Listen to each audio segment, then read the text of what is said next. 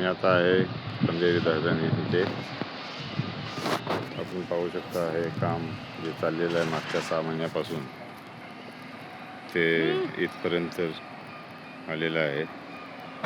धरणातील पाण्याचा साठा एकदम नगण्य झालेला आहे आणि ही बाहेर पाईपलाईन खालून जो कालवा येणार आहे, ज्या ठिकाणी धरणाचं जे जॅकवेल आहे तो बसवण्यात येणार आहे, त्या ठिकाणी ते लोखंडी पाईप टाकलेला आहे आणि हे अजून त्याच्यामध्ये खोल खाली काम चाललेलं आहे. आपण बघू शकतो JCB वगैरे लागलेलं आहे. सध्या काम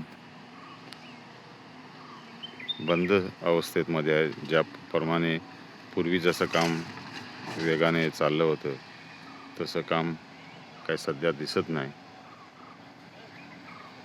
निम्मा 50% काम झालेलं आहे आणि 50% अजून बाकी आहे. 50% बोलू शकत नाही, तरीसुद्धा 30% काम झालेलं आहे.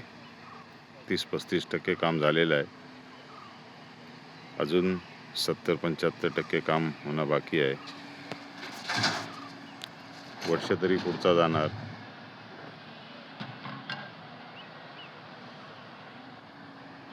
आज बरेच दिवसांनी म्हणलं चला बघूया राऊंड मारून, तर मी आता आलो इथे.